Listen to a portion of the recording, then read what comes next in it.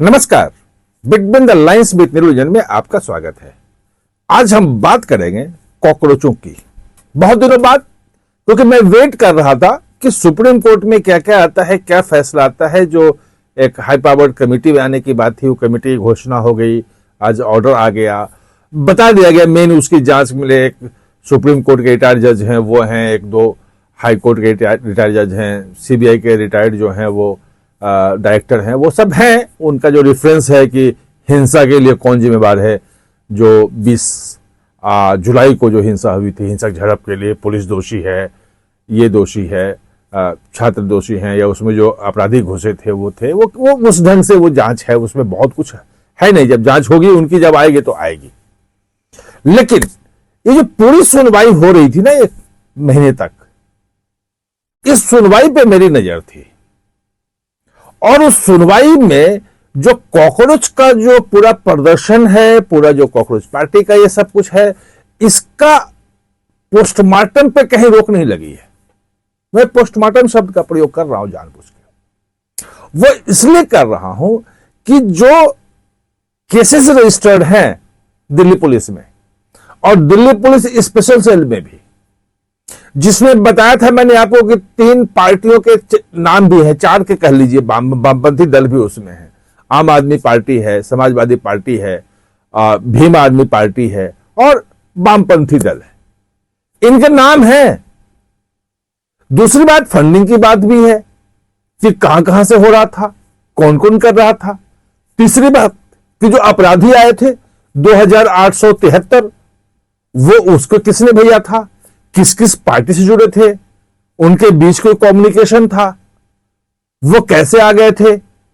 चौथी बात कि पंजाब से वो जो आतंकी जो थे वो कैसे रेकी कर गए थे, नहीं घुस पाए थे, वो भी करना चाह रहे थे। पांचवी बात, जो पकड़ा गया एक आतंकी पश्चिम बंगाल में, वो भी दिल्ली आगे करना चाह रहा था कि हम जंतर मंतर पे कुछ करें, उसको भी निर्देश था। ये बहुत सारी चीजें हैं जो जांच के विषय में है और जो दिल्ली पुलिस के दायरे में है, और उन जांचों पे कहीं कोई रोक नहीं लगी है। 2-3 दिन पहले विंदा करात का मैं सुप्रीम कोर्ट में जो बहस चल रही थी, तो उसमें यही उन्होंने कहा कि भाई कम से कम छात्र जो हैं उनके खिलाफ एफआईआर जो वापस ली जाए, और उसके लिए सुप्रीम कोर्ट को जो अनुच्छेद 142 के तहत जो शक्ति मिली हुई है संविधान से, उसका उपयोग कर ले। सुप्रीम कोर्ट ने कहा कि ठीक है, इस पर हम विचार कर सकते हैं, ये आ जाओ, कोई दिक्कत नहीं है। जो छात्र है वो, ये नहीं कि सारे प्रदर्शनकारी। अच्छा, जो गाली गलौज करने वाले थे उसको प्रधानमंत्री पहले ही माफ कर चुके हैं। तो मेन जो जांच है अब, वो पूरे जो कॉन्स्पिरेसी है, उस कॉन्स्पिरेसी की दिल्ली पुलिस जांच कर रही है, उस पर कोई रोक नहीं लगी है।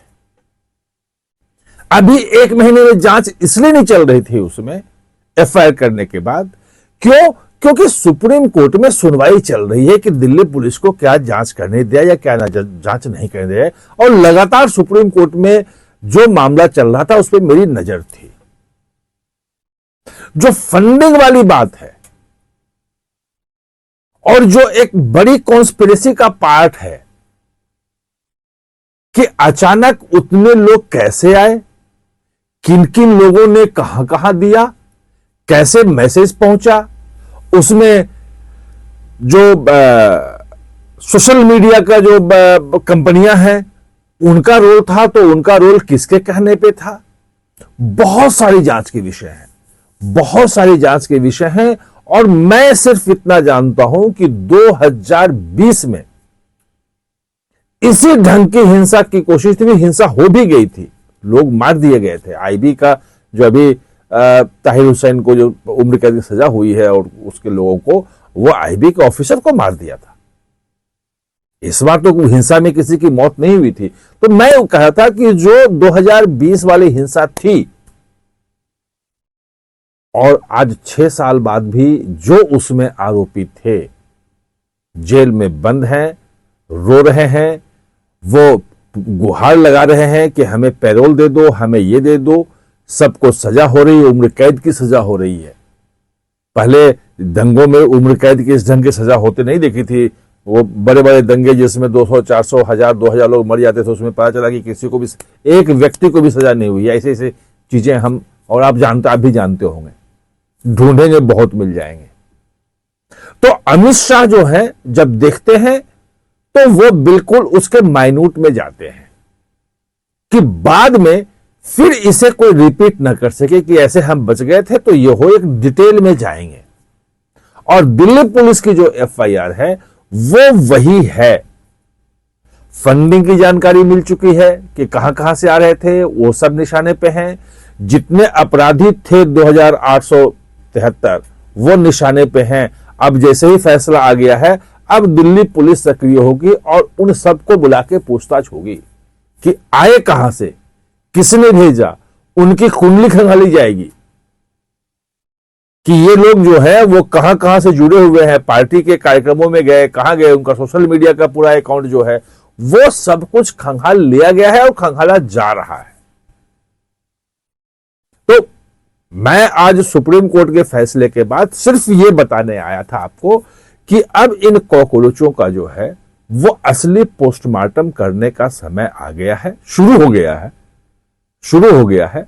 जो सुप्रीम कोर्ट की बनाई कमेटी है वो एक अलग जांच करेगी कि क्या पुलिस को जो जाति हुई है नहीं हुई है, ग्रेडेड रिस्पॉन्स करे कि ये जब भीड़ करने लगी, प्रदर्शनकारी जब यहां तक पहुंचे तो हम उसके हिसाब से जो एसओपी हमारा उसके हिसाब से हमने कदम उठाया।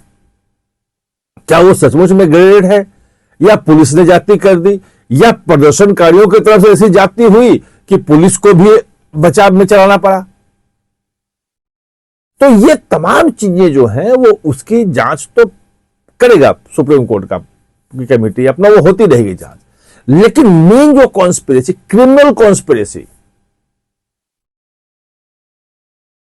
और उद्देश्य जो था वो तो जल्दीबाजी में सरकार ने किसी से किया, वरना जो जिस ढंग से बम विस्फोट सबके थे वो एक अलग चीज है। मैं कुछ दिन, एक आध हफ्ते रुक जाइए, कुछ दिनों में डिटेल हमारे पास आनी शुरू हो जाएगी इस जांच की, और फिर मैं आपको बताऊंगा कि अब क्या क्या हो रहा है और आगे क्या क्या होगा।